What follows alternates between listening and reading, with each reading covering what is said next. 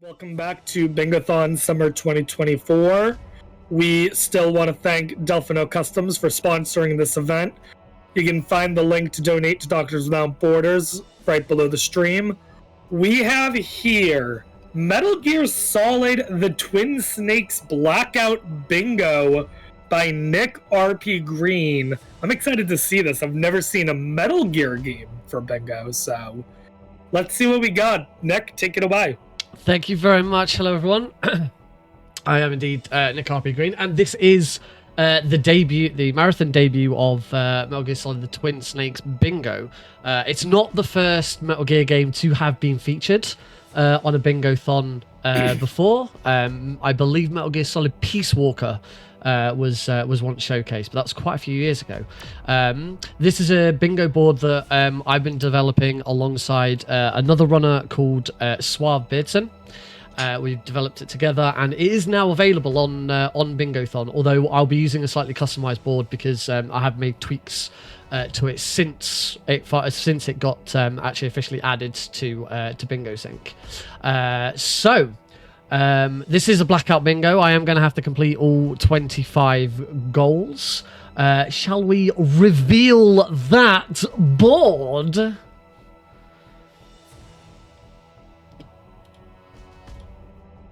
Yeah, I'd say we're probably good to go.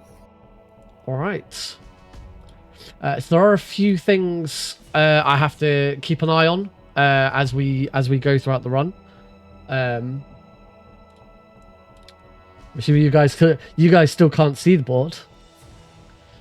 Nope. You haven't started, have you? I haven't started, but it's usually for me it's a good idea to see the board before we get started. Okay. Oh, there we go. That is a cool animation. Cool. So, few things that I need to keep an eye on with this board. First of all, is dog tags. So dog tags are going to be collected throughout the run. I have my own tracker so that I can track them because that's going to be really helpful. One thing here, there is nothing here that is actually dictating any sort of difficulty level. So to give us the best chance in life, we are going to run this on the very easy difficulty because there's nothing here saying we have to run on any higher difficulty. So we're going to go very easy, radar type 1 because that makes life a lot easier. We are going to get this thing started. Do you guys want to count it down? Yeah, sure. We'll go in 5, 4, 3, 2, 1, go. Alrighty, we are off. So, for those who don't know, this is Metal Gear Solid: The Twin Snakes. This is the GameCube exclusive remake of Metal Gear Solid 1. It's highly lauded as a bit of a misstep in the series. It is a very bombastic retelling of the original story. And as a result of that, it gets a bit of a bad rap as a game. However, it is a very, very interesting and impressive speedrun. And we're going to start just by taking that guy out. I'm going to go back under here again. I need to... this is a very linear game, I should say. So with the bingo here, it's important that I get everything done at the right time. There's a good chance that I could miss stuff. It doesn't look like there's anything on this bingo board that is going to cause me too many problems early on. So what I'm doing here now, which actually this is very easy. I don't need to do this. There's stun grenades right here. We're gonna skip this elevator. Normally you'd have to wait for this elevator to come down, but we're gonna skip that by doing what we call the Prozac skip. I'm just gonna wait for that stun grenade to go. I'll try that again. There we go. So by throwing a grenade in that direction like that, it causes Snake's hitbox to extend, and it extends to a trigger on the other side of that elevator door. Luckily, there was nothing I needed to do down in the docks, so we don't have to worry about those anything down there. We can now start collecting dog tags, and it doesn't look like I don't have any dog tags specifically to collect here. We've got a lot of dog tags to collect. The only thing I'm seeing in the heliport, which is the area we're going to move into now, is a surveillance camera. This is where we get Snake to say the line, a surveillance camera. So we're gonna, in order to do that, I've got to make sure that I don't get spotted, because if we're on an alert or an evasion, then Snake won't say the line. So we're gonna run through there, not get hit by those, and there we go. Goal number 1 has been completed. I'm just going to throw that guard out of the way and start crawling into the vent. So we can tick off goal number 1 already complete. Lovely. So next up, we are crawling through these vents, and you'll see that as I'm crawling through, I am very quickly equipping and unequipping my M9. The reason for this is it resets Snake's crawling animation, which is slightly faster than just crawling normally. So makes things just a little bit easier. Looking at my list, I could have hidden a locker down there. That could have been one I could have done there, but there's going to be plenty of other chances to do that. Just trying to see if there's anything specifically coming up that I could miss. To be honest, a lot of this is quite late into the game. So from here, we're going to run over here. Hopefully that guard down there doesn't spot me, and head over into the torch section. Bing. And down to floor B1. We are going to actually meet a character that appears on the bingo board here. There is on column 2, row 2, dog tag Johnny Sasaki. Johnny Sasaki is the guard that patrols the cells. He quite famously tells Snake to shut up. He quite famously gets knocked out by Meryl and left either in his underwear or completely nude, depending on which version of the original you're playing. As I recall correctly, he is wearing underwear in Twin Snakes. Well, we won't be getting his dog tag for a while. In fact, we don't actually get his dog tag from him. We'll be getting his dog tag from Meryl. We've got a little cutscene here that we need to watch. Or rather, just avoid.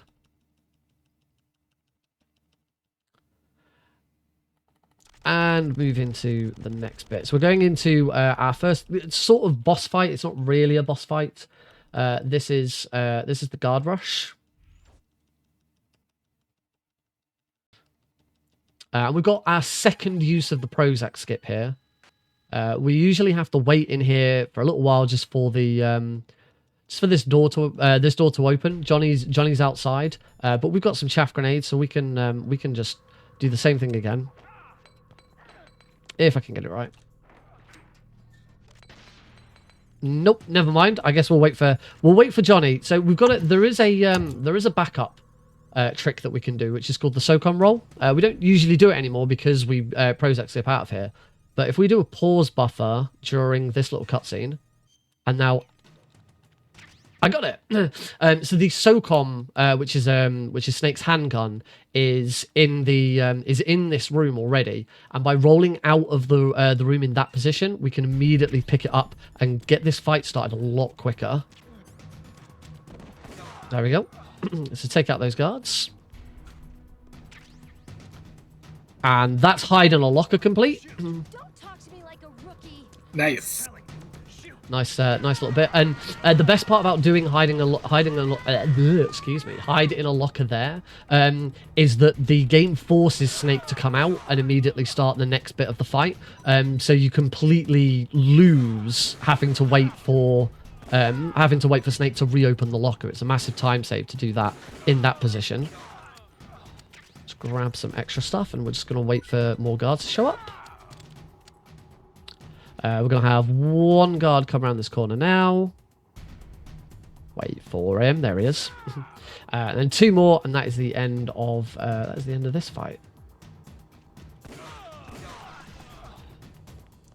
And we'll just roll into Meryl for good measure. Why not? So that's our first. It's not really a boss fight because it's a bunch of guys. It's not a boss. And we are going to go on to our first boss. And it's one of the great things about the Twin Snakes speedrun is that it is just, certainly early on, it is a flurry of boss fights, just on and on and on and on. And it's really fast paced as a result. a lot more fast-paced than the original. If you, a lot of people will probably fondly remember the original PlayStation game. One of the things that Twin Snakes does really well is it cuts out a lot of the backtracking that was in that. Now, some of that backtracking makes a return when you do a bingo. Luckily, my bingo board doesn't appear to have any backtracking in it. But we'll see. We'll see how we get on with that as we go along. That might change. I'm going to. Oh, planted that C4 not quite in the right place. There we go. And move through Armory South. We are going to have to return here later. One of the goals I've got is the digital camera. Have I got an ocelot? I don't have an ocelot goal. Cool. So there are certain goals for defeating bosses. Some will come up later. This is the cat and mouse game of snake fighting ocelot, except in Twin Snakes it is completely ruined by the first person view being available, and that's ocelot. It is yeah, it's a bit of a joke fight, and the worst thing about, we're playing this on the very easy difficulty. That fight is exactly the same on every single difficulty. It is that easy. It is that simple. The only thing is if he does get a shot off and you're on extreme, you'll take a bit more damage. But outside of that, it's fine. So if you're playing on expert difficulty, it kind of lulls you into a false sense of security. It sounds like. A little bit, yeah. We need to call Meryl here, which is 140.15. And we'll skip through this code. Let's have another look at that bingo board. See what is coming up next. Warehouse, dog tag. While you look over the bingo board, can I say something? Yeah, absolutely. Go for it. Awesome. So we got a $25 donation from Daniel, aka. No comment, but we thank you, Daniel, for the donation. Woo!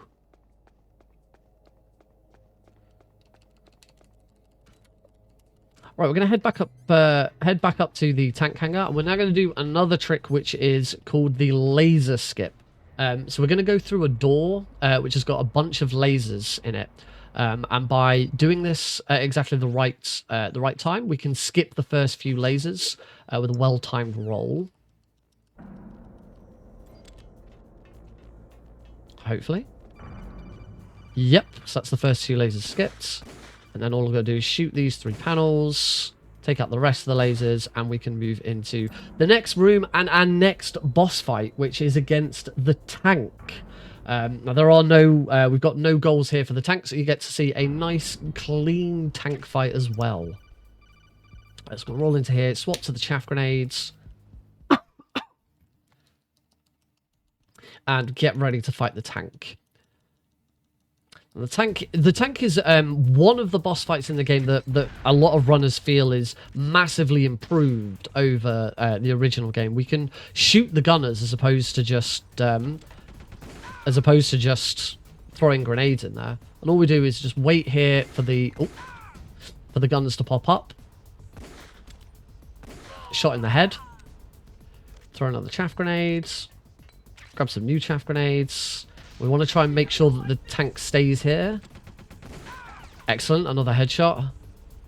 Move over here so the gunner is forced to move. And one more headshot, and that is the tank. Wonderful.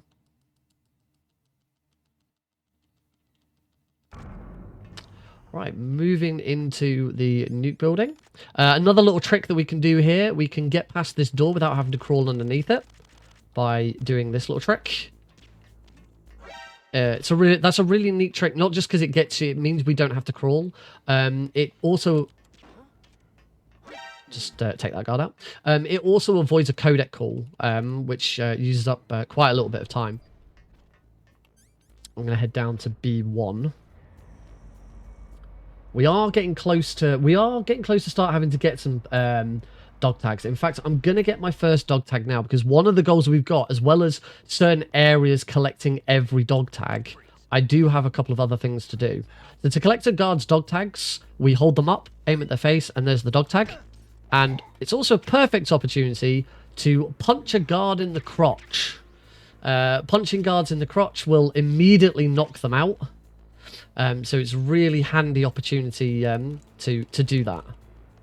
So that is one guard in the crotch taken out and one dog tag collected. We can go down to floor B2. And we are very quickly approaching our next boss fights.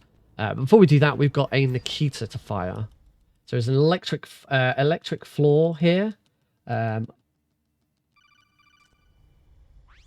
Just making sure I don't have a death to the electric floor.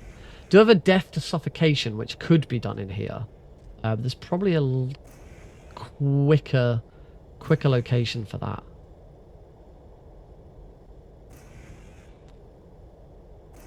So we just fire the Nikita at the panel here. That takes out the electric floor. And we can move on to our next area. And our next boss fight, which is the Cyborg Ninja. Again, this bingo board that I've got, I did have to re-roll it a couple of times to make sure it was one where every goal could be achieved, because there are a lot of goals that contradict each other. So once I found one, didn't realize when I first looked at it that it was very second half of the game heavy, but we will start to see some come into play here. So this is the fight against the ninja. The ninja, we want to keep him in his first phase, and by doing this little shot, so move over to him, punch, kick, and then taking a shot at him will reset his fight routine. Oh, I was a little too close to him there. There we go. If I were to have just punched him instead, he'd then move into his next phase. So by doing this, this little shot just keeps him in this first phase. We don't have to watch all of his cutscenes. We don't have to go into any other phases of his fights. Except I do actually have a goal for this, which I completely... This is why you should study your bingo list. I may need to take a death here, because I don't know if I've actually got enough... I don't know if I've got enough time left in the with his health. So yeah, I'm going to deliberately take a death and start this fight again. Yeah. 4-4 ninja, play hide and seek. So everything that I just said about keeping him in his first phase, we're still going to do it a little bit because we still want the fight to end a little early. But not quite as long as I'd originally suggested. So let's go into phase 2 now. So now we move into phase 2 of the fight. This isn't hide and seek, but we want this phase to end quite quickly as well. So we now go into hand-to-hand combat. I mean, that's what we were doing. I don't know what he was doing. He just put his sword away. Technically, using a sword isn't still classed as hand-to-hand. And you'll notice the other thing that I'm doing here is every time I go to kick him, I quickly equip my Nikita and put it away. This is because during the kick, the game registers that Snake is holding the Nikita and does slightly more damage. And there we go. We are now playing hide and seek. So the ninja is using his stealth camouflage to hide. I have to go and find him.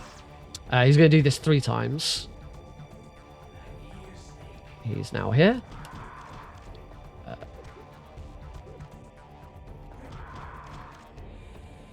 There we go. And you'll see his health bar went down to 0. You have to finish him off in the next phase of a fight. So all I need to do here is just one punch, and he should be done. So I'm just going to wait for him to turn, move, and then punch. And that is the ninja fight. There we go. A little bit all over the place because we completely missed that we had a bingo to do there. There's the board lulling me into a false sense of security. All of these are like really late game stuff, Nick. You don't have to worry about the board now. But we do. We do. We are coming up to the next one, though. We've got Psycho Mantis non-lethal. Now, thankfully, this one's a bit of a throwaway goal.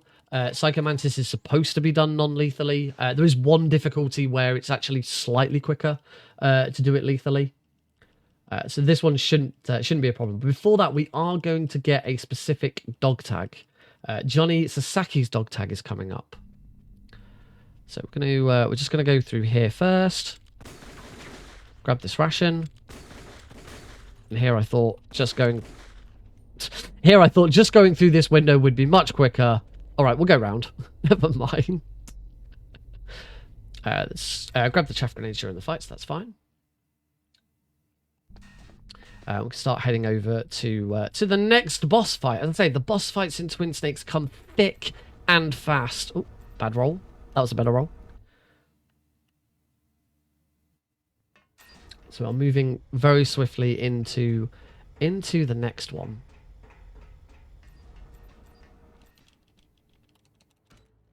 Back up the elevator.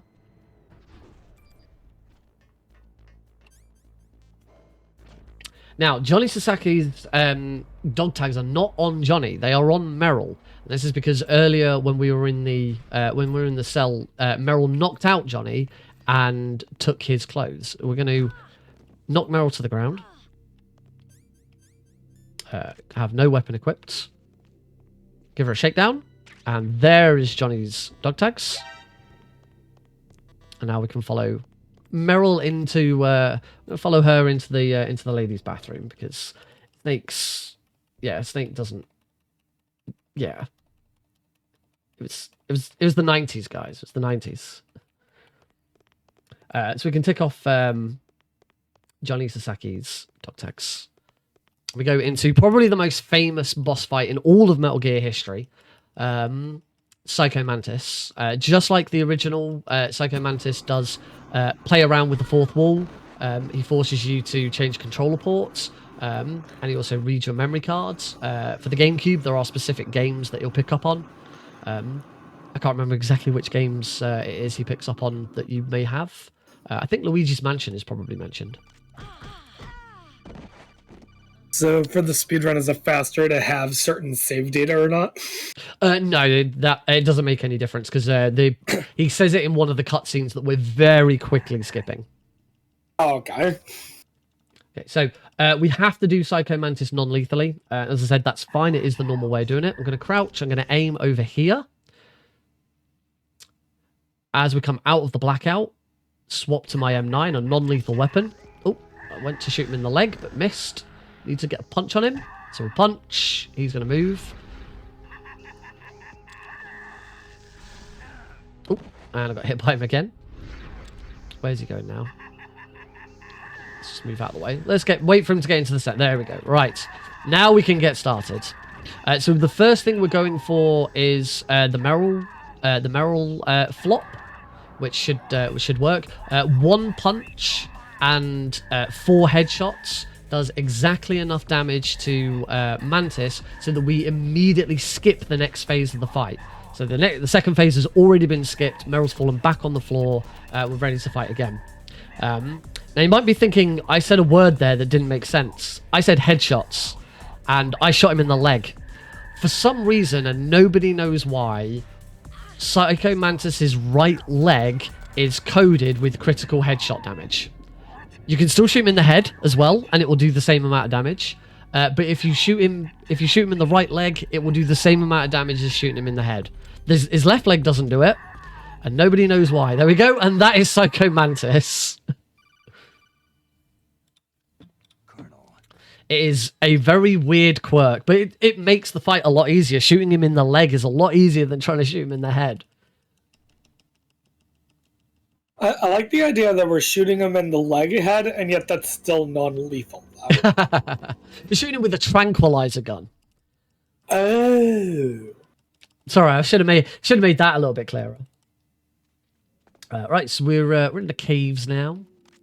Again, we're crawling through somewhere, so we're gonna use the swapping weapons. We are shooting these walls so that they don't attack me. Oh, never mind. That one still decided to attack me. Quick, get out of the way. Go, go, go, go, go, go. There we go. We're fine. And now we do need to shoot Meryl a couple of times. I'm hoping that dog doesn't get in the way. There we go. So that's the Meryl roll. If you just approach Meryl in that doorway, she will. You'll get a small cutscene where she just the dogs come to her and she says, "What's wrong, Snake? I thought you were good with dogs." But just by shooting her and rolling into her, we completely skip it.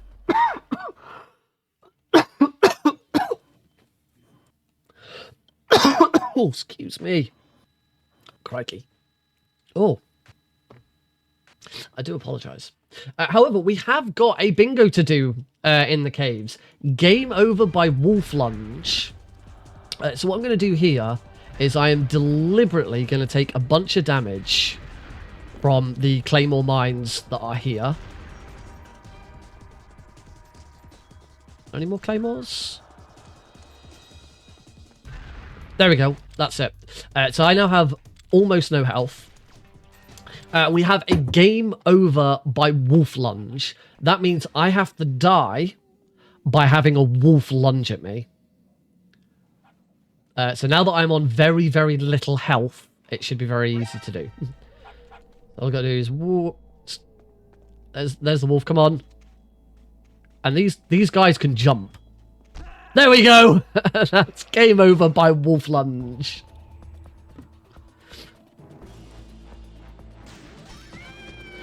Now the only difficulty is we restart this room. I won't have full health. Oh no, sorry. Oh no, we're on very easy, so I will have full health. The game very kindly puts me back on full health because we're playing on the easiest difficulty setting. So now we can move through here just normally. There are all sorts of game overs in the bingo. The board has still got caught out by the wolf there. The board has very kindly given us 2 animal ones. The animals are taking their revenge for the amount of times I have attacked them in this game in the past. Because we do have a game over by wolf lunge and a game over by bird peck. Yes, it is possible to die by having a snake to have a bird peck at snake. Which we will see a little bit later in the run. I think my birds take offense to this. Whilst we're here, we're going to get another dog tag because this one is very easy to grab. Don't kill me. So he shakes down, and that's our second punch in the crotch as well. Now, I talked about the backtracking comparison between this and the original game. In the original game, at this point, you would have to go all the way back to the armory to grab the PSG-1, which is a lethal sniper rifle. Just going to take him out just so he doesn't spot me. Thankfully, they put a PSG-1T in that room. The PSG-1T is the same as the PSG-1. It's a sniper rifle, but it's a tranquilizer, hence the T.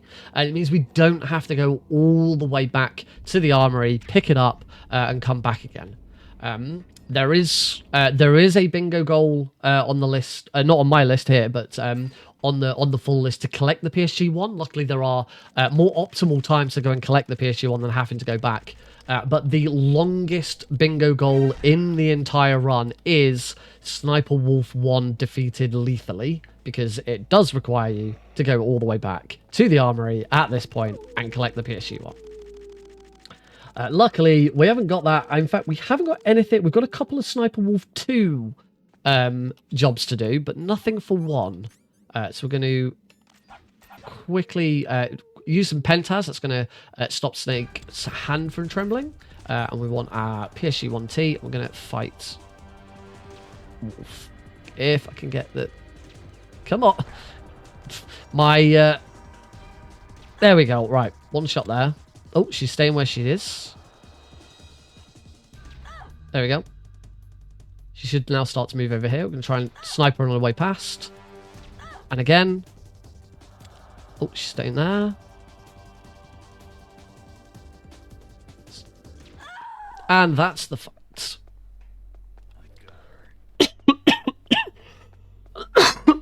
Oh. And we can move into Communication Tower A. Right? Nope. Unfortunately, Snake gets ambushed here. We're going to get taken all the way back to the cell at the start of the run. we go into the torture section. Now I don't think I have any torture goals here, so we can immediately Your top right goal says survive 1 round of torture. Oh, damn it! I'm not very good at looking at my goals. It's all good. All right, we can resolve this. Unfortunately, there is no getting out of it from this point, but that's why we have safety saves.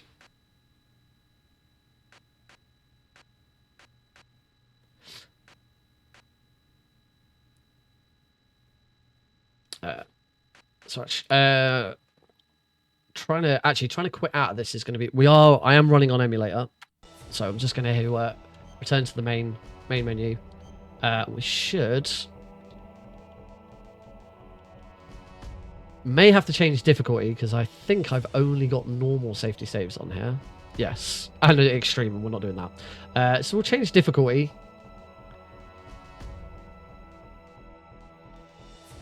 And it should be that one.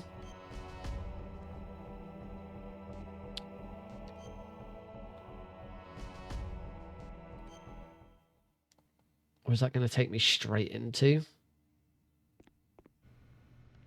Oh, damn, I caught a cold. That witch, she took my clothes. Hey. I think this is probably the same situation. Let me check one. Might have to just go back because I don't want to not do the goals. All right, we'll have to. We have had to change difficulty to normal. We will be in the cave. We do have to quickly refight Wolf, but it's not a very difficult fight, so it won't take long. I'm not completing the board on Twin Snake's first reveal at Bingothon. Let this be a lesson to you, to everyone, to me especially. Check your boards. All right, so we quickly redo the fight against Sniper Wolf. I do want to use some pentas.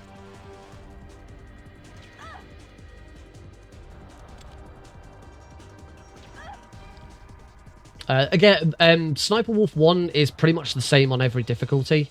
So it doesn't matter too much that we're now on normal difficulty instead of very easy.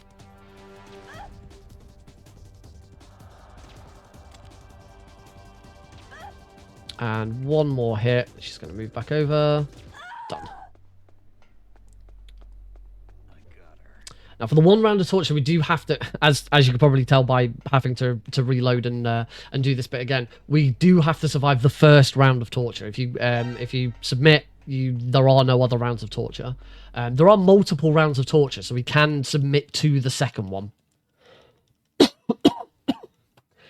If you get things wrong trying to escape, there is a 3rd round of torture. It's very rare that you see it. You wouldn't see it in a speed run, even if the speed run was to save Meryl.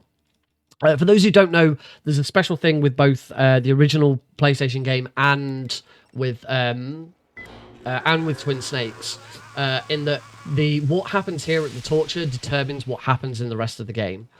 It gives you the Meryl ending or the Otacon ending. Which is who you escape the facility with. If you do not submit to any torture and you survive all of them, then you will escape with Meryl. If you submit, you will escape with Otacon. If you escape with Meryl, you are rewarded with the bandana, which is an infinite ammo dump on your next playthrough. If you escape with Otacon, you will receive the stealth gear, which allows you to be invisible at all times when you have it equipped. So there we go. After a bit of faff, Mediroom survived 1 round of torture has now been completed. Woohoo! So now we do go into just the cell section. There's not a lot going on in here. We are just knocking on the wall, making sure Johnny doesn't interrupt his cycle, so that we can get through this as quickly as possible. So if you've got any more messages or you want to talk about Bingothon, now is a great opportunity. Shut up in there, will ya? drop in there, will you? Yeah, sure thing. Let's see here. So we haven't gotten any new donations. So what we need here is more donations. I can't cure my fever if I don't get more donations, because Doctors Without Borders is all about curing things. As part of their medical work, Doctors Without Borders is involved worldwide life-saving responses, including, of course, COVID-19, but also cholera, Ebola, hepatitis, HIV, malaria, and more. So, I mean, if you want to see people around the world getting the care that they need, that they otherwise cannot get, and what I mean is they cannot get it. They do not have medical needs nearby. They may not even have clean water nearby. So that's what Doctors Without Borders does. Donating to them allows them to go out to these places and take care of these people. Without those donations, those people are just, they're kind of stuck in a situation that I don't have words for it, because the words I would have, I can't say on stream. But you can also put that donation towards any of our bid wars, any of the prizes. There's lots of cool things that you can grab. So definitely start donating. Ocelot wants you. That was really good timing. Johnny's come back. He's taking the suit to the second round of torture. Again, we do not need to. We have survived one round of torture. We do not need to survive a second round, so we can immediately submit and and get this run back on track. So the next thing that we're going to do is a trick called the prison roll. You will see when the cutscene ends. You'll see that over there there is a floating box. That is all of Snake's equipment. You're going to start your round, Johnny. What we want to do is we want to trick the game into thinking that we are still in prison. The story flag for progressing the game further is that Johnny here, the guard who's patrolling, either gets knocked out or runs off to the bathroom. If either of those things happen, the story flag progresses and the game continues. What we want to do is we want to try and grab our equipment and escape before either of those things happen. And what we do is we trigger the cutscene for Johnny to run off to the toilet whilst rolling into our equipment and getting out of the room before the cutscene ends. It's quite a precise roll. It saves about 10 to 15 seconds here in the cell, but more importantly, because the story flag hasn't been triggered, the next story event that's going to that should take place is a cutscene and a mandatory codec call. Those won't take place because the story flag for them has not yet been hit, and that saves about 40 to 50 seconds back in the underground passage. So here's also here's Otcon to hopefully break us out, but he's not a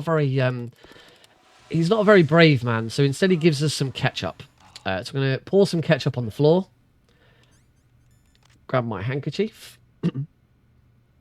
And wait for Johnny to come out of the bathroom. He's going to see Snake. He's going to think Snake has had a terrible accident and rushes in to investigate. And that is where we are going to spring our trap. And get Johnny into a position where we can roll into that equipment. So we call this version of it the double bump, because I'm going to bump into Johnny twice. Bump. Bump, roll, and I didn't grab the equipment. So unfortunately that is a fail. Johnny runs off to the bathroom. Story flag is triggered. And now we continue the game as normal. It doesn't like cause problems for the speed run. It just slows us down just a little bit. Oh, let's get the M9 out and move on. So before we can move on proper, we do need to head downstairs and back into B2 because there's a couple of things that we've got to collect here. There is one dog tag to collect, which I could have collected earlier, but I knew I was going to have to come back here anyway because we also need to grab the digital camera.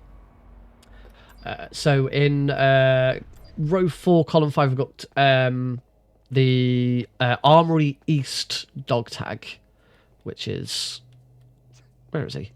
Oh, got to be careful, Snake's got cold. There he is! That was handy. Don't kill me.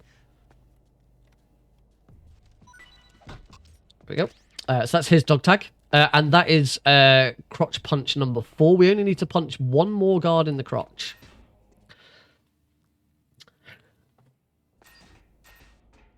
So we're going to head through here. I should have one more piece of C4 on me. Excellent. Pop that C4 there. I've got a I'm going to throw a chaff grenade because there's quite a few cameras around here. I always forget which room it's in. It's this one. Oh. There's the digital camera. The hole in the fence is here. But this is the first point in the game where we could have got this. And there's that animation cancel that I've shown off a couple of times, but we were always in a prone position. Okay, so that's 2 more ticked off. Oh.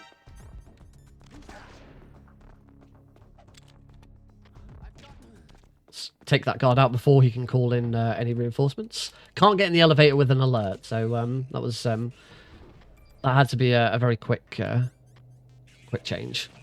Right, so we can move on towards, but we've got to go all the way back through. It's not going to take too long. The backtracking in the game always felt very long when you were playing this casually as a kid, but you know, once you're speedrunning it, it flies by pretty quickly. Into the canyon, the game adds some guards to the canyon. Luckily, they're not going to get in our way. I'm going to completely ignore the guards. There we go. Grab these grenades. They might be helpful. And now we're going to get our game over suffocate goal done. Because I don't want to, because I'm already on half health. So that's going to make it a bit easier to get that done anyway. So this room in here, if you get an alert, there will be gas everywhere. So we now have the gas has been turned on. I can't escape. The important thing here is, though, I'm going to make... Oh, I got shot to the ground, so we get this codec call. The important thing here and what makes some of these game overs quite difficult is a lot of these game overs have to be done during an alert or whilst there's guards around. And the important thing is I've got to make sure I die the correct way. There we go. That's suffocation. Because if I got shot by a guard, that would not be the correct version of game over. So it's important that we run away, make sure that the guards are not in the way, and it's not going to cause any problems. Cool, we can move on, and we'll go back through this room normally. Although as we did have to change difficulty level, so I do have to attack this room slightly differently. So bump that guards. The chaff grenade stops the guards from calling in an alert.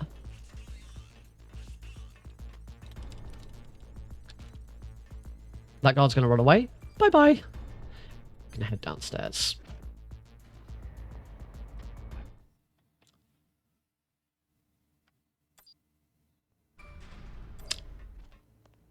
We're just going to make our way back through the commander's room, back through the cave. We don't have to worry about the dogs this time around. We've got the handkerchief. This is a handkerchief that smells like Sniper Wolf, and therefore the doggies like Snake because he smells like Sniper Wolf. Plus, we've already got our doggy bingo goal completed. Oh, thanks, Snake. That was supposed to be a roll.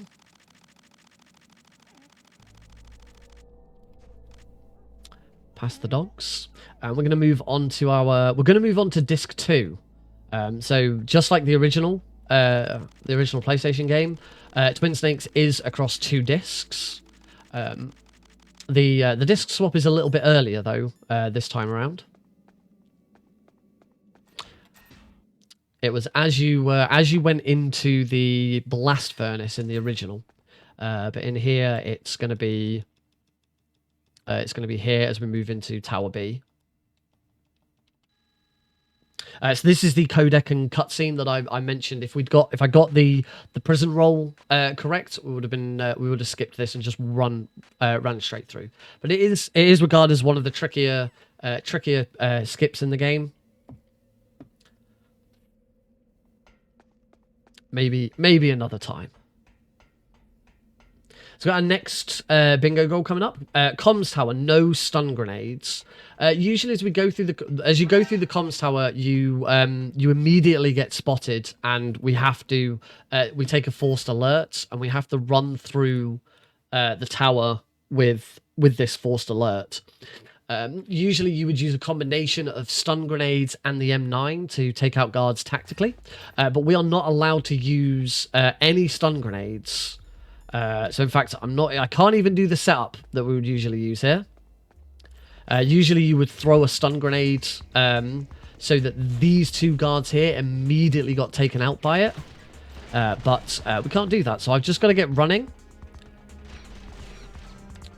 And I need to use the M9 instead. I may want to get my rations out for this, or I may actually want to just quickly turn around, pop that guy. Apart from very easy, on every difficulty, it takes 3 body shots from the M9 to take out any guards, tranquilizing them. The same doesn't apply to here in the comms tower. Every guard will get taken out with 1 hit. For fans of the original speedrun, you may recall that MGS1 a couple of years ago found a brand new skip called the Boba skip, which allows us to skip the second half of this Tower B climb. Unfortunately, despite numerous attempts by numerous people to see if we can find anything that closely resembles it, it cannot be done in the Twin Snakes. We do have to go all the way to the top of the tower and then rappel down the other side.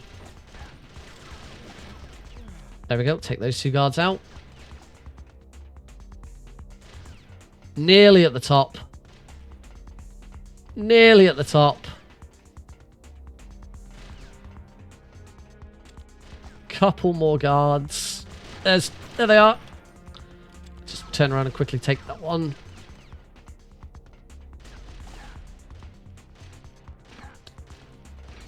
They don't want to give up another fight. And then we're done. There we go. Comms tower A, no stun grenades. Phew. So we get to take a slight reprieval from dog tags and other goals, just for the moment. Just gonna roll over here. I want to equip the rope. We're going to rappel down the side. We've gone all the way up to the top. And now we're going to rappel back down the side, only halfway down the side. This is going to get us over to Tower B. The rappel section is there's the tiniest little bit of RNG, but it's a very straightforward route. There is a goal to do this without the rope. It is possible to hang over the edge and drop and grab on your way down. It is slower than using the rope.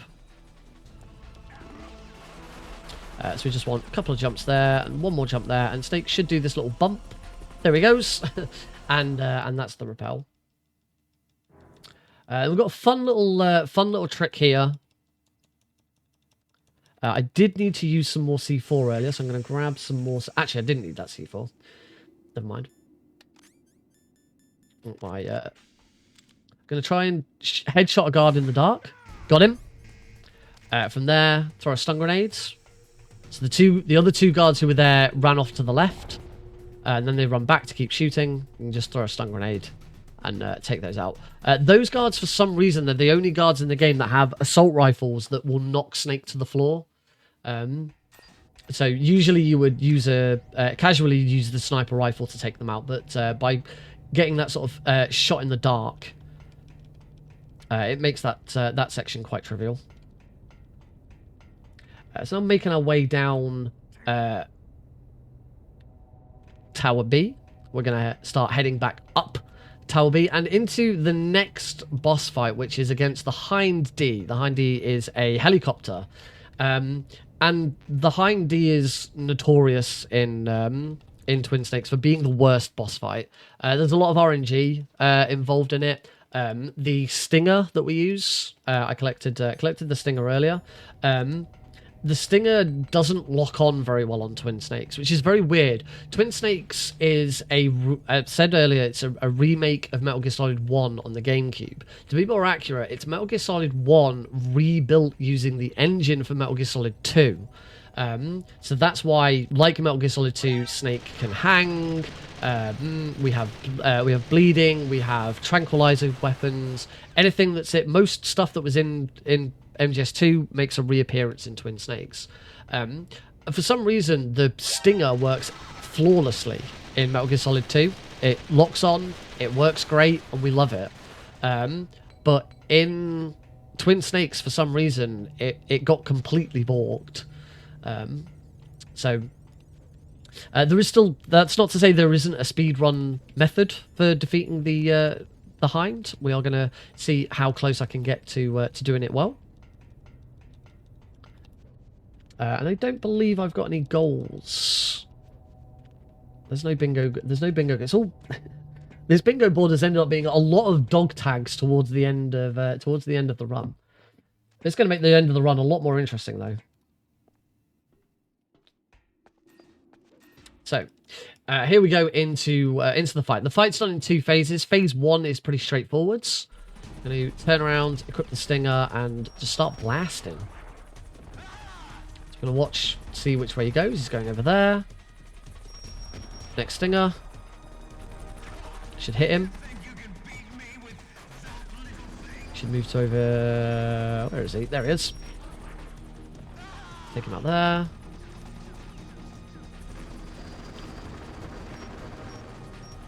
There he is.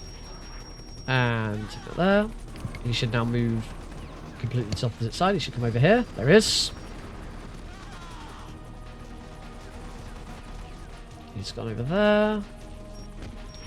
Another shot there. I'll make sure I see where he's going here.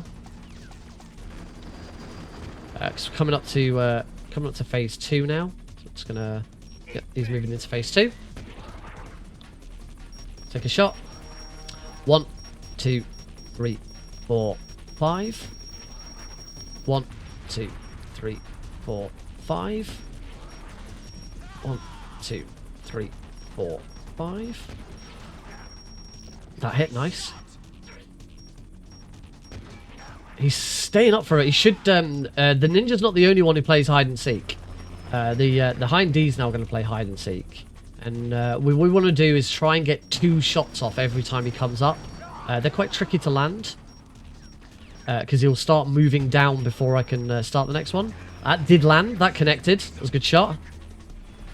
Hopefully, if I could get these next 2 shots off, this will be done in 2 phases, which is really nice. Oh, that last shot just didn't quite connect before his iframes kicked in. There we go. That is the Hind D. All done. And I'll move just to here, equip grenades, and we just have to wait for the fight to finish. The Hind D is gonna move off. He's gonna shoot a missile, and then it's gonna collapse. Yeah, that was actually a really nice boss fight. Because of the sort of random nature of where he moves and trying to get those double shots off, this can take a lot longer to pull off. So I'm really pleased with that. All right, do you have a quick suck? Now's a good time. Go for it. All right. Well, unfortunately, it is time for both me and Sanath to head on out. I know I will be back later on tonight, though, with Lethal Company Bingo. Ooh. But we're not going to leave Nick here alone. We're going to put him in good pause. So Panda is here to continue our legacy. I think that was the sound of the wild panda breaking out of the cage. Yep, and that's the end of my host shift, but I will be back in actually just a few hours, a little bit later tonight. So stick around if you want to hear more bird talk.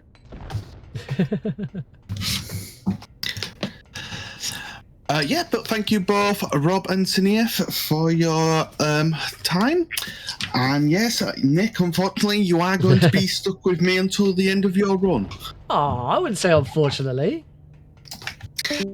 I mean, most of Bingothon would say, unfortunately.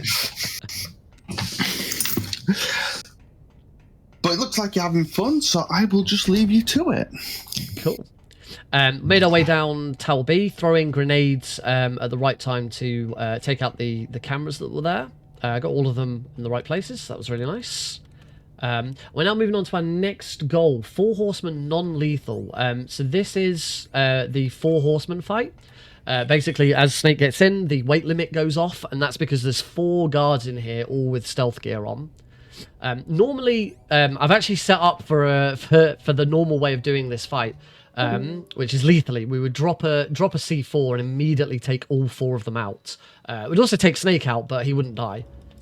But we're not allowed to do that. We've got to do this non-lethally. So instead, I need to change to the M9, and we just need to headshot each of them without them all just taking me out. So that one, it's that one, and that's that one. There we go.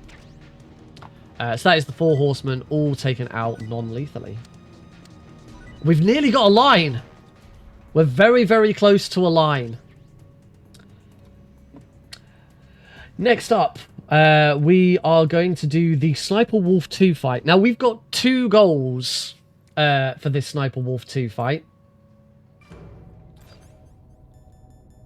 I only have 9 Nikita shots because I loaded a save. Is there any more Nikita ammo around here?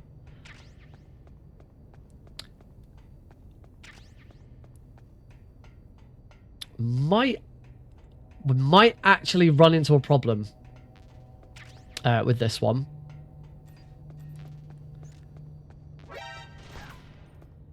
Unless the game recognizes that there is a problem.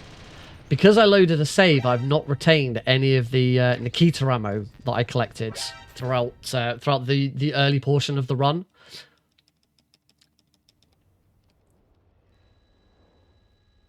And we are supposed to defeat Sniper Wolf here using only the Nikita.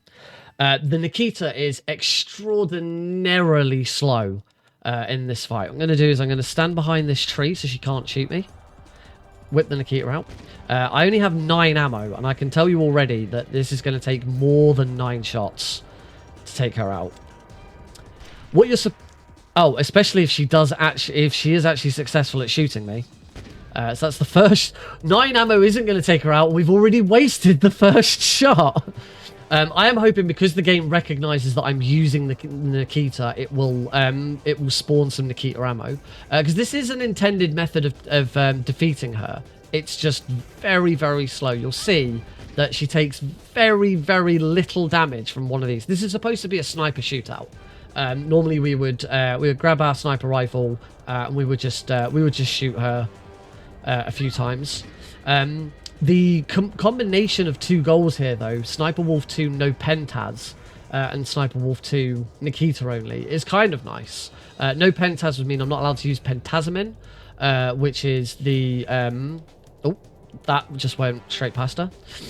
Which is a pill that means Snake's hands won't tremble when he's using a sniper rifle.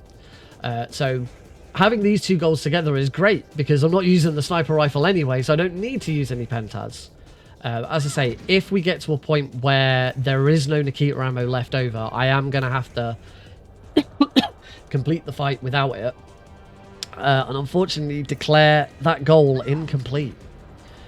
Which will be a shame for Twin Snakes' first outing to Bingothon. But I guess that just gives me a decent reason to come back and do it again another year.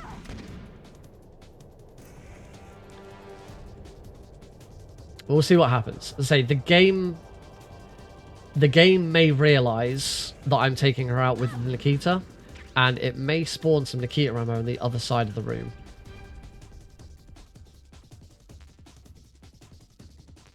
It has not.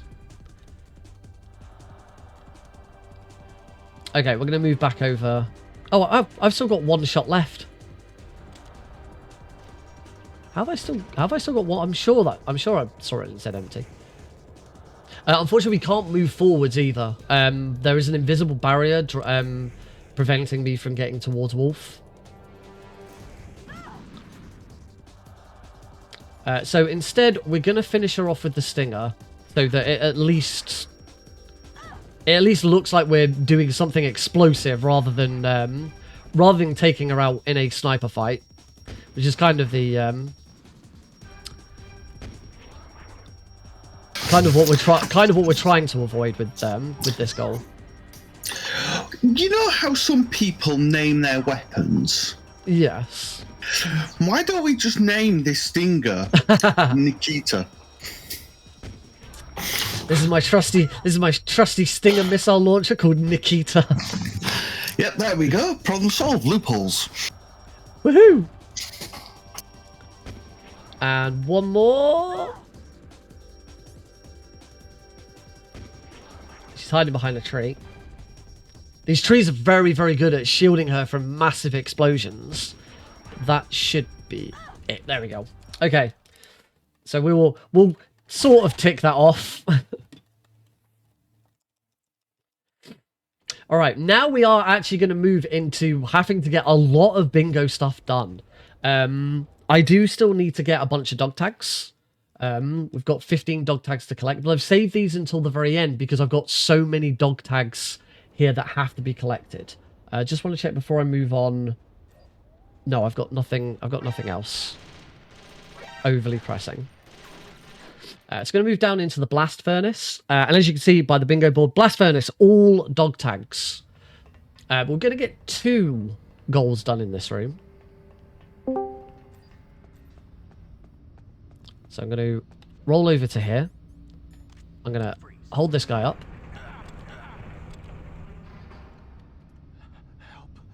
Get his dog tag.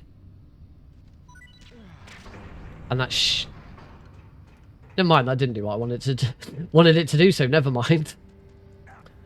So that's 1 dog tag. There is only 1 other dog tag in this room. We'll get some more ammo. Pretty sure that other guard. Yeah, it's just that guard. If I can get through here. There we go.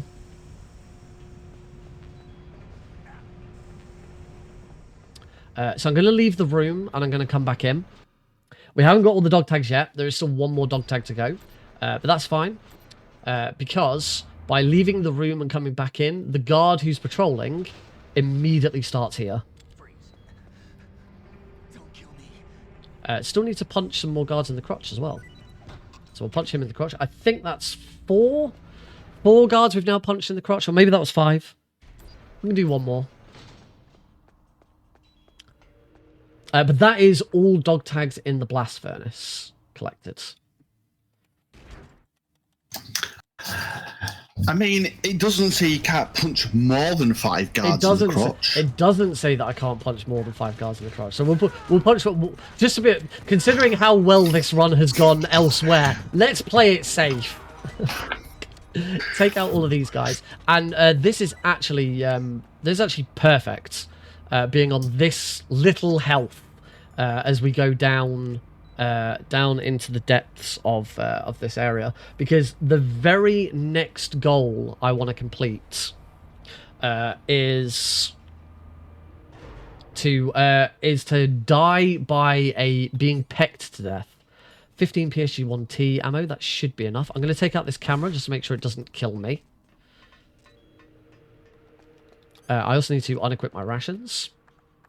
So we are now going to complete Game Over by Bird Peck. What does that mean? That means as we go down here, you'll notice that there's a bunch of birds flying around because we're about to fight a boss called Raven. And if I agitate these birds by killing one of them, there we go. I'm gonna have to listen to that. We're gonna have to listen to this codec twice now. That agitates them, and they attack you Ocarina of Time style. So there we go. That is Game Over by Birdpeck.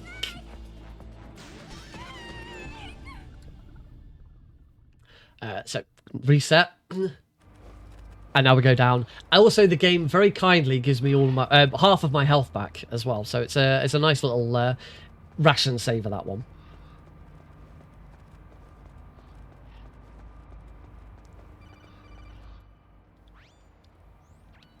So we're gonna listen to this codec call again.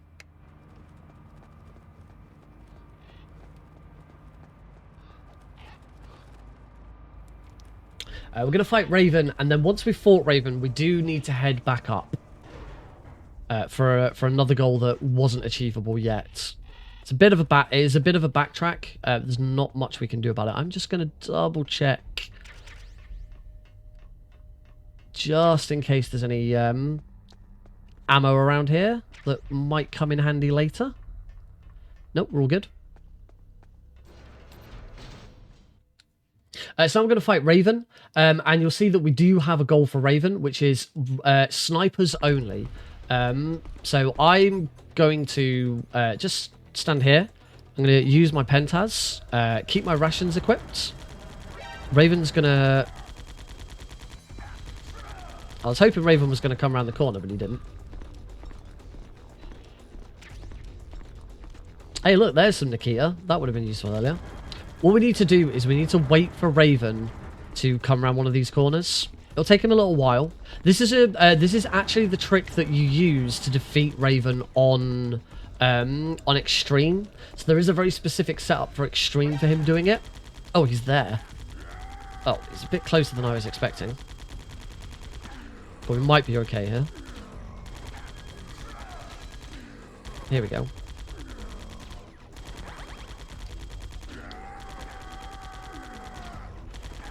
Usually you would just stand in one place and hit him with... oh, come on.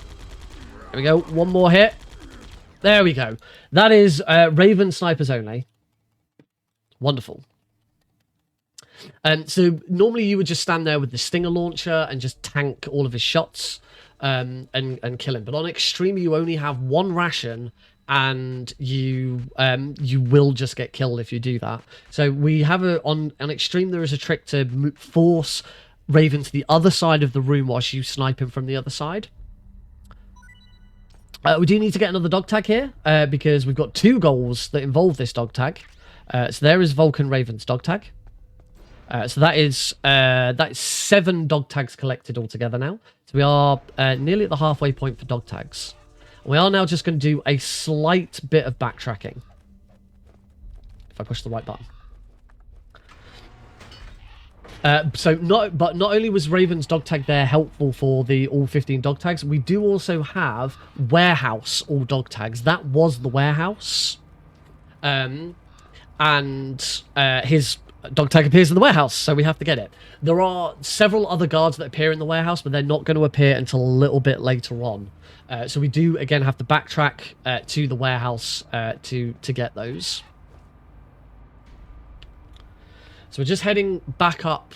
We just want to go back to the snowfield where Sniper Wolf was. Because now that we have defeated Raven, we get a little Easter egg.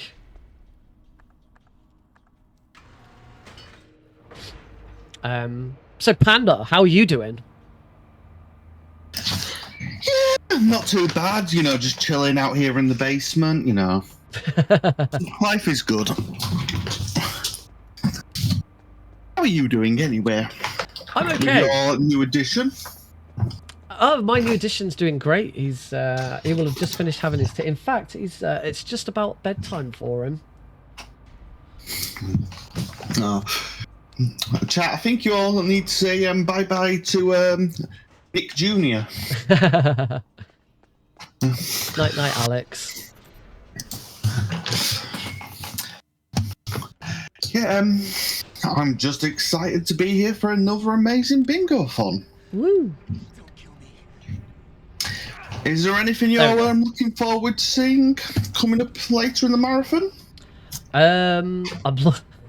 With how this run's been going, I'm looking forward to this run being over. I feel you. My Emerald run was RNG madness is the only way I can say it. There's nothing like a good Pokemon randomizer. Yeah. I got amazing RNG with getting a Mewtwo at the start. And I got rubbish RNG with not getting any Pokemon that can evolve. Oof. Yeah. Which isn't good when you have evolve for Pokemon. Right, so we have completed another goal there, which was find liquid parachutes. And you know what? I'm gonna level with you all. I said there was an Easter egg that you get after Raven. It wasn't. There wasn't anything. That wasn't anything to do with Raven. That was that I forgot to do it earlier. One of the difficulties about, as I said towards the start with this, with Twin Snakes, is very linear game. I always thought that bingos were really only worked for open world games. You know, where you have lots of opportunities to go around and do different things. But my eyes got opened. Some of you may know me as one of the founders of Pixel Perfect Events. We've got our next marathon starting next weekend, and we did a Path to Affiliate series straight after our last event. And for the first time during that series, we included some bingo runs. We finally managed to get our layouts prepped so that we could do them. So huge thank you to Smitty, who ran We Play Bingo, and Shovel Claws, who did Sonic Adventure DX Bingo. They were both fantastic, and I helped set those up and run them, and it was those two runs that made me want to do bingo. I was like, I enjoyed watching them and helping prep for them so much. I was like, right, I'm making a Twin Snakes bingo because this is fun. And that's what prompted me and Swab Beardson to start developing this bingo. The bingo has something like 208 different goals in it. They all vary quite wildly. As I said before, the original version of the bingo is now available on BingoSync. Has its own game on the drop down. However, I have since requested a fork on the GitHub because we have made some updates to it since that original one was put in. It's just going to make our way back down again. So we've still got a few dog tags to collect. I've collected 8 dog tags so far. Collecting Raven's dog tag was dog tag number 8. We do have to backtrack back to the warehouse here later on, unless those guards appear now because I already did that backtracking. I don't think so. I wouldn't know because I've never gone back like that. So we've got some dog tags that we can do here. We do need the warehouse north lower dog tag from this guy. It's gonna.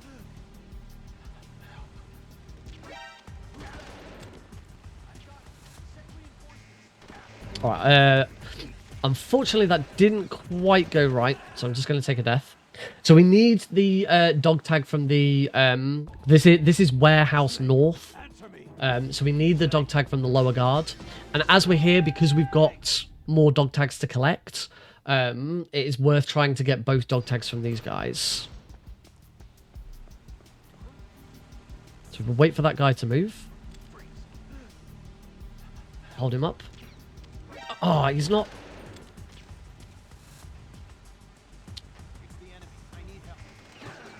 Alright. There's a quicker way of dying here. I may have to do this slightly differently. Because the M9 that I'm using isn't distracting him. We may have to just get... Yeah, I'm going to do this differently. I'm going to only get the guard that we absolutely need. So take that guy out. And now this guy's turned around. Oh, this room. This room is being funny. I've got to be just a little bit quicker.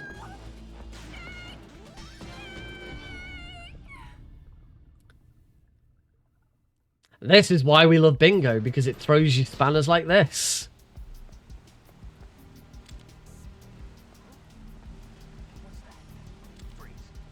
Right, I'm going to try and take this.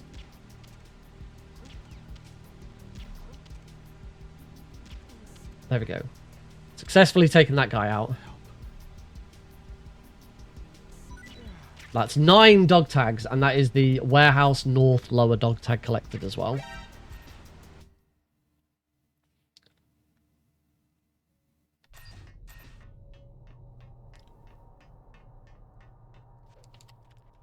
I am very quickly running out of dog tags that I can actually collect. But there is enough. We need 6 more, and there are definitely 6 more. So here we need to call Otacon 3 times.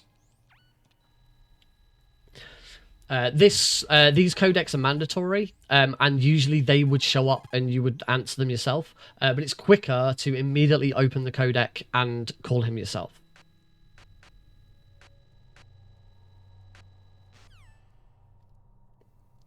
So as we approach these guards here, we're going to use a trick called dazing. So what I'm going to do is I'm going to shoot there, wait for this guard to do that, and now he's dazed. And now we can hold him up. Don't kill me.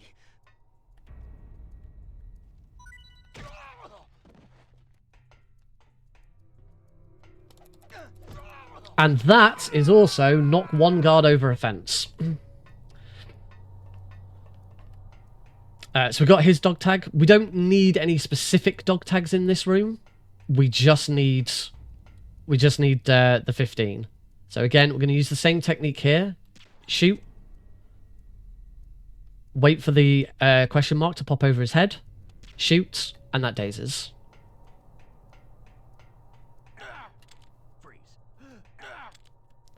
So this is dog tag number 11.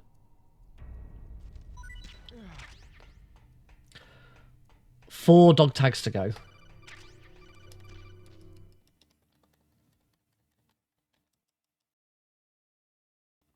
I believe there are 5 dog tags left in the game from this point onwards.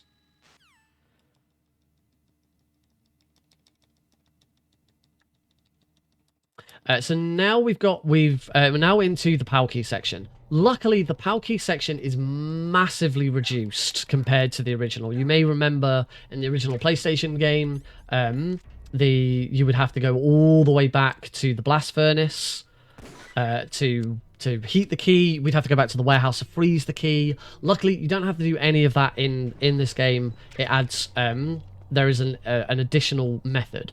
However, we do still need to backtrack to the warehouse because we've got all of the dog tags to collect in the warehouse, and the guards in the warehouse don't appear. The warehouse is where we fought Raven. The guards don't appear until we've got until we've collected the Palkey. So now we're going to run back.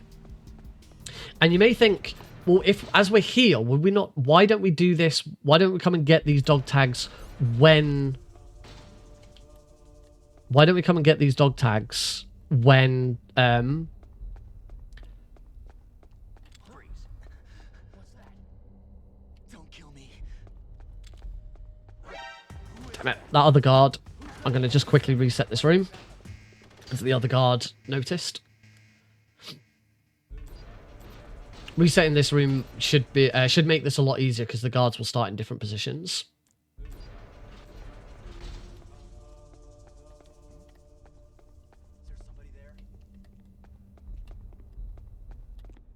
There he is. And the other guard still spotted me. The other thing with all dog tags, so I do run the all dog tags category as well. This is why we usually use the radar, because it just makes this a little bit easier. But again, because I had to load a save at one point, it completely... Okay, the first guard is there. And it completely screwed up a lot of the things that I'd already set up before that point. So what I'm going to do is now that I know that this guard is definitely here, we're just going to wait. This guard's going to turn around. Wait here. Please.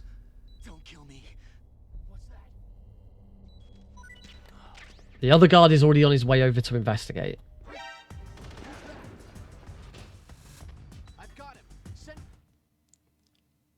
So we reset the... Luckily, we've still got the first dog tag. That first dog tag is done. That is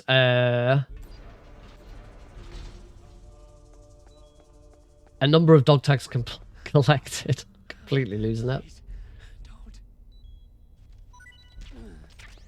Okay, 13 dog tags collected. There are 2 more dog tags, so there's only 2 guards. There's 3 guards in here. There are 3 guards in here. The number of guards in this room changes on different difficulties, and I don't run all dog tags like all the time. So there is still 1 more guard in here, so we can get this guard's. If we can get this guard's dog tag. He's already there. Okay. If we get this guard's dog tag, it means we don't have to try and wake up the guard in here that I haven't got his dog tag for. So to get this one, we just need to very, very quickly run around this corner and hold him up before he turns around. Nope, that doesn't work. He runs around the corner and holds us up instantly.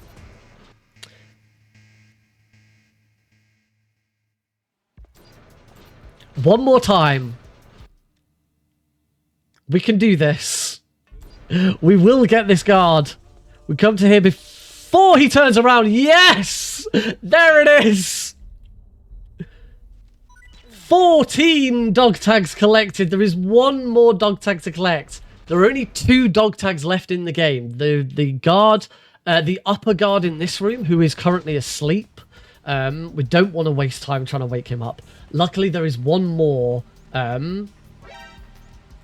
which hopefully I can get. It's a little bit tricky to get the last one, but we're going to do it. We're going to do it. So, we do now need the PAL key. Unfortunately, the PAL key has now frozen.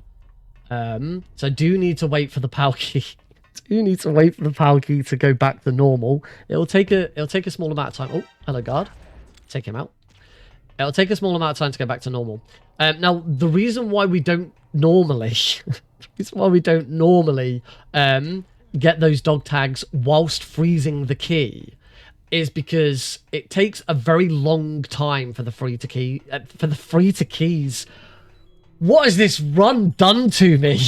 It takes a very long time for the key to freeze. On the original Metal Gear Solid 1, it only takes 65 seconds for the key to freeze. But on this, it takes about 2 minutes.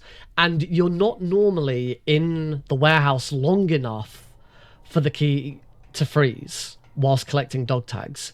It usually, and it's usually quicker to go and do that whilst you're down there, come back and do the whole of the circuit. Unfortunately, because I made a complete mess of it, the key has now frozen, and we've got to wait for it to go back to normal room temperature before we can move on. So whilst we're waiting for it, those are the pipes down there that I'm going to be shooting to heat and freeze it after we've already put the normal key in. So right now, Panda, we're just waiting for this key to go from blue to orange. Well, want to jump in with anything? Chat has actually got a question that we want clarification on. Okie dokie. They believe that you got 2 goals completed that you haven't checked off. They're saying Warehouse West and all warehouse dog tags. That is indeed correct. Those have now been completed. Yeah. And going back to what you were saying before about making the bingo for this game, we have actually got a series called Beyond the Board, which you will find on our YouTube channel, where we sit down with various bingo runners and interview them about their bingo cards, the game, and much more. And it shows a great insight into how bingos are made and how the community can further support them. And you can find the full uncut interviews on bingothon.com. I'm sure Flora and Pika might ask you if you want to do one of them. I would definitely be up for one of those at some point. That sounds really interesting. Yeah. I know when I made the Cyberpunk bingo, they were a lot of help, so... And if anybody is interested in setting up a new bingo and doesn't know where to start, just come into the Discord and ask. You know, we will help in any way we can. The more bingo that we can create in the world, the better it is. don't know how long it's going to take. And also, Daniel, if you put the card in a microwave, you'd fry it and then it wouldn't work and then we couldn't finish the run.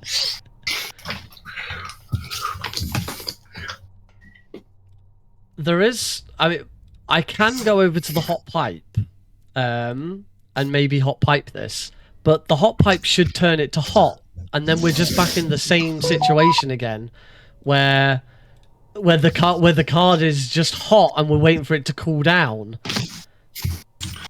So then you walk to the cold pipe and then you freeze it again. We might have to trial and error this at this point, because this is something that doesn't usually come up in a run like this. Mainly because we wouldn't have made such a complete meal of it. So we're going to give this a try and see what happens. Outside What's of the worst that could happen? there is a way around this. Once this has been done, one of the reasons why it takes so long for the keys to do anything in the other rooms. So shoot the hot pipe. No, the hot pipe has immediately turned it cold. So let's try the cold pipe now. That's immediately turned it cold again. So in that case, there is a way of doing this. We're going to turn it hot, and we're now going to run back into the warehouse. One of the reasons why it takes so long doing this method to freeze and heat the keys, which is why those pipes are so useful, is that when you are freezing or heating the key from its former state, so the blast furnace is the best example. If you've got a frozen key and you move into the blast furnace, you first have to wait for it to go from cold to normal and then to hot. Whereas in the original game, in Metal Gear Solid 1, the PAL key would slowly change over time. So by the time you got back to the... oh god, there's still guards in here. The guards have all respawned. Let's take him out. So by the time you got back into the blast furnace, the key was already normal temperature again. That's why this kind of situation that I'm in right now is a little bit unprecedented. You wouldn't come across this in a speed run, and you normally wouldn't really come across this in a casual playthrough.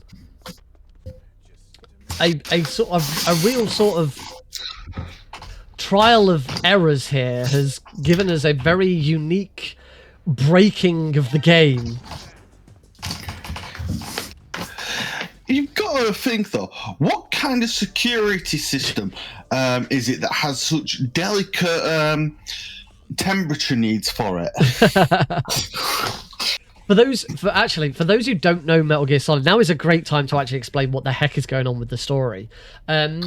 Snake is under the impression that the terrorists, led by Liquid Snake, who we are about to learn is his genetic twin brother, have the capabilities to launch a nuclear missile using the titular Metal Gear.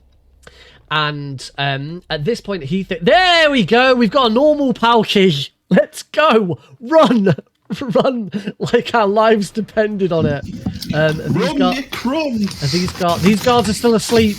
Good. We can go. We can go.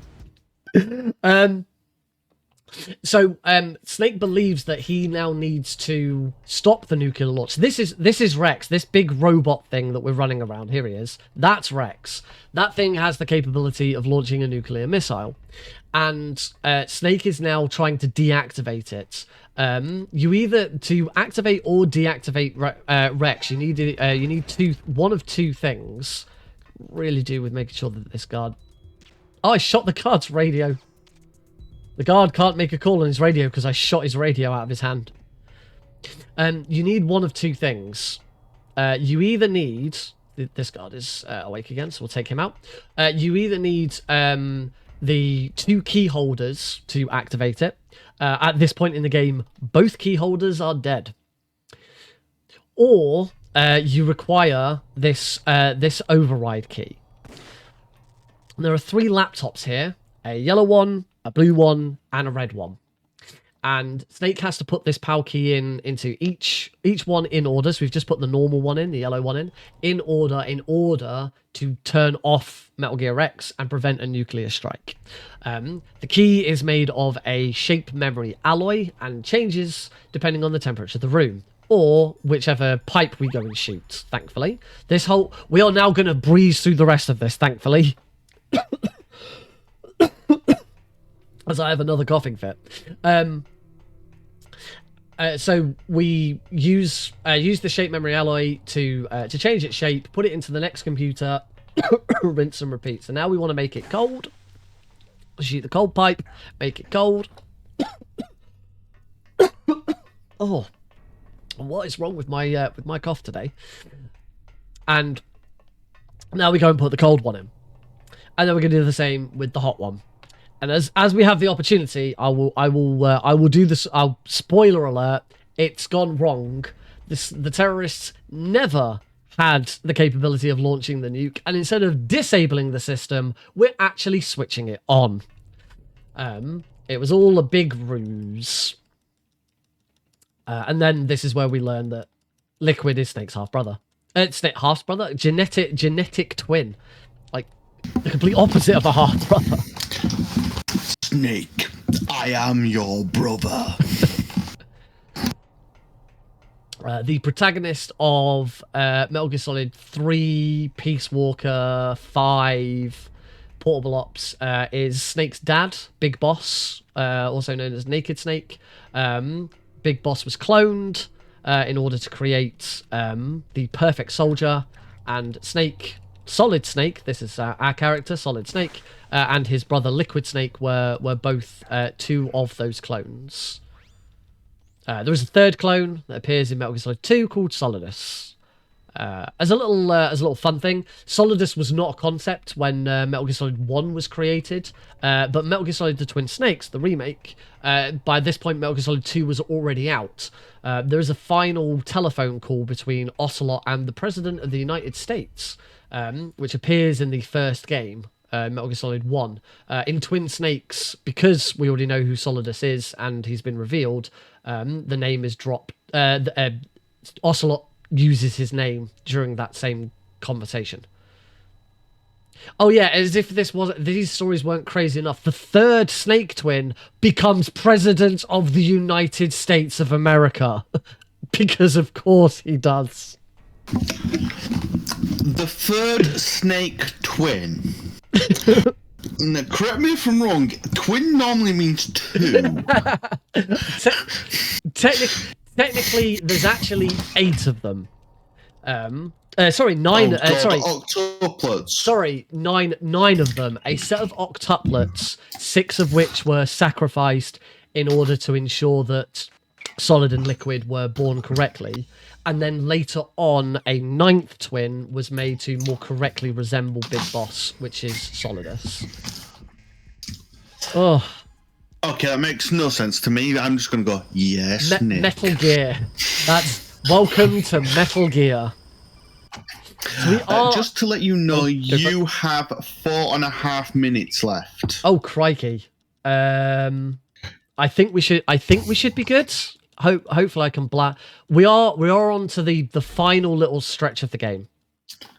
We've got the final boss here. There's 2 final bosses. I want my rations out. I only have 1 ration, so I do need to be aware of that. 1, 2, 3. 1, 2, 3. 1, 2, 3. 1, 2, 3. 1, 2, 3. 1, 2, 3. Rex here is very, very easy because you can stand in a position where his missiles will never hit, and only his machine gun will hit instead. Thankfully, it was really easy to deal with because we've got rations. In the first phase, I moved into a specific position in order to avoid getting hit by the missiles. I'm going to do a really, really clever and sneaky trick to get into position for the second phase, where Rex isn't going to be able to hit me with his missiles. It's quite a quick trick, so make sure you keep your eyes open, because it's coming up very, very quickly. Okay, I'm going to equip my rations again because I am going to die if I don't. And there we go. That's the trick. I'm standing completely still. Yeah, for some reason, if you stand completely still in the second half of this phase, Rex's missiles will never hit you. It's a bit of a joke. It's a bit of a joke fight.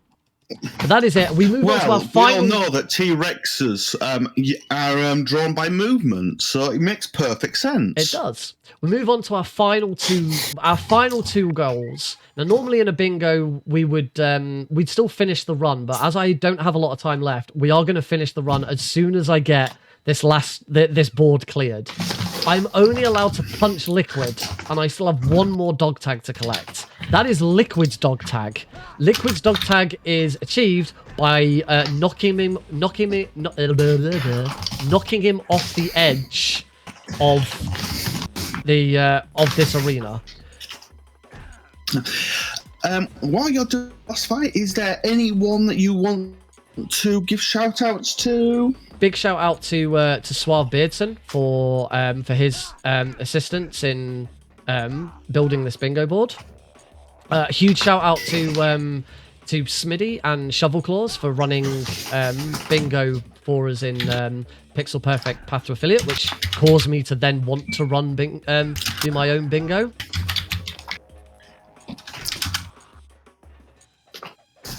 Liquid is not playing very nice.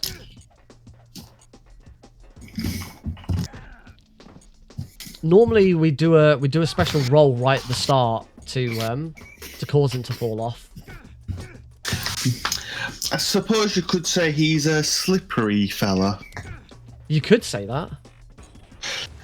He slips right through your fingers. There we go. Dog tag number 15 has been collected. Only thing is, I've got no health. All I got to do is defeat Liquid, and we're done. So what other options for defeating Liquid is there if this is punches only? The other two moves that we would usually do would be to kick as well. But I can now try and get him into a loop where I only use punches anyway. Here we go. Unfortunately, I haven't quite got him into the next phase of this fight. There we go. Nope. Come on, Liquid. Oh, there's 30 seconds left. Oh. Can I complete it? In every British I'm person's dead, mind and now. he's killed me. Oh. I'm so sorry, Nick. Unfortunately, So that is it. So close. So close yet so far. Sadly, the bingo board has defeated me on this occasion. Yes. It has indeed. It has indeed. I'm afraid. But I hope you all enjoyed it. I hope you all had fun. It was a thoroughly entertaining run, I will say that. And you know, Bingothon, thank you so much for having me, and for letting me show off. I swear there are better examples of how this bingo goes.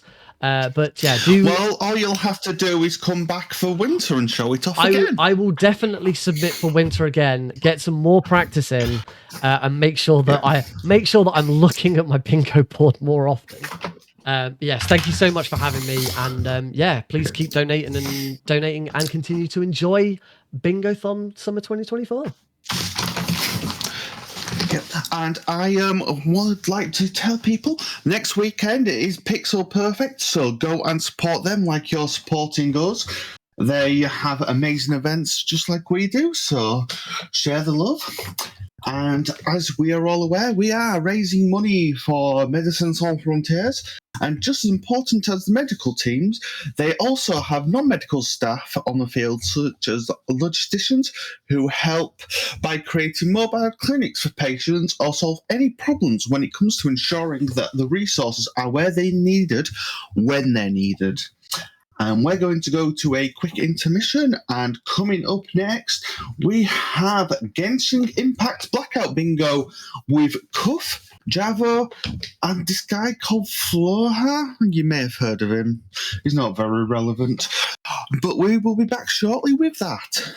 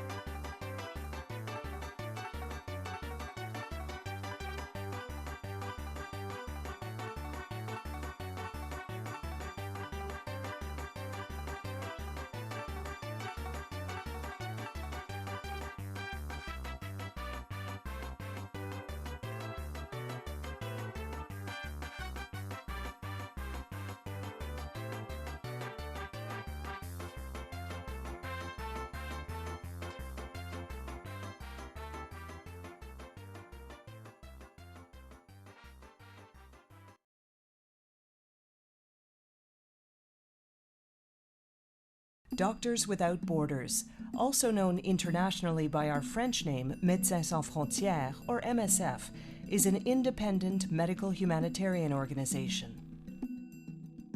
Founded in 1971, MSF won the Nobel Peace Prize in 1999. Today we have some 33,000 staff on the ground in roughly 70 countries. We work in communities affected by war, natural disasters, disease outbreaks, chronic neglect, and other crises. We treat people based on medical needs alone, regardless of race, religion, or political affiliation. On any given day, we assist patients who have no other access to healthcare services. Our medical teams can offer critical services such as surgery, maternal care, vaccinations, and mental health counseling. When people are forced from their homes, we focus on treating illnesses and injuries. We work to prevent disease outbreaks in refugee camps and other settlements. We treat malnutrition and the consequences of sexual violence. Our advocacy message is always the same. People at risk should be able to access health care, and medical workers, even in active conflict zones, must be able to provide it. And life-saving medicines and vaccines must be affordable and accessible to the people who need them most. The ongoing support of our donors, together with the profound commitment of our aid workers, will allow MSF to provide independent and impartial assistance to people in crises for a long time to come. We know that the future holds many challenges for people around the world, but we also know what's possible when we go where we're most needed with the materials we need to deliver life-saving medical care.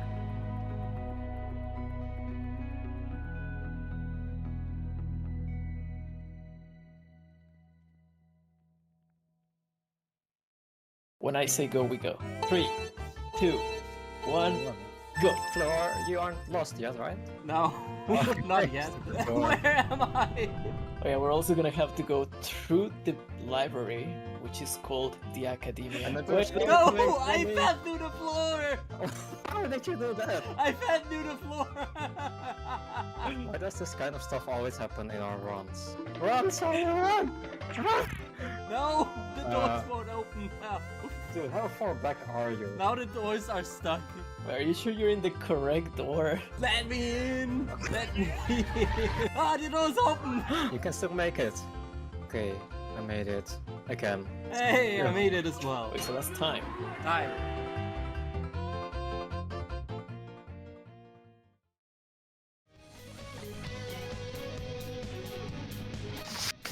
Greetings, peasants. It is me, your lord, Panda, and I bring you glad tidings. What tidings are these, you may ask? Well, my tidings are the chances for you to win the eternal bragging rights and a mug of Bingothon. Howeth, I ask? Why, answer this question, and it shall be yours.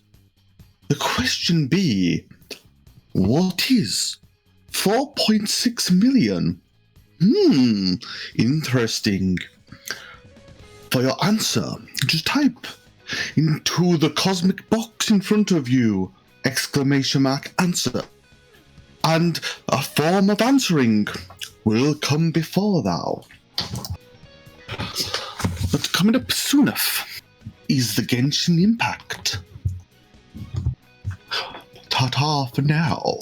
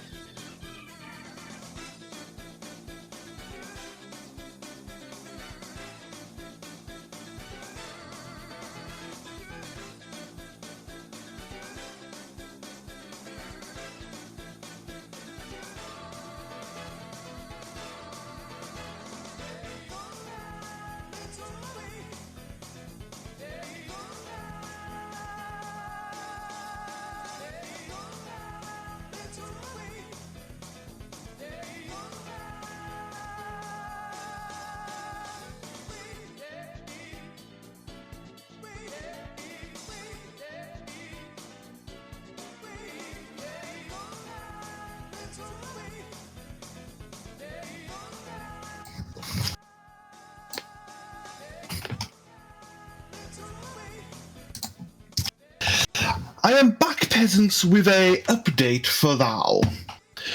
I have been told that there is a delay in getting the next of these amazing runs to you. And I have also been told that the impossible question is very vague. So here's a hint for all of you in the chat. You are all thinking far too seriously. You know, we meme at Bingothon. So think with the meme. We've had lots of answers that could have been possible, but they're not the one we're after. So yet again, what is 4.6 million?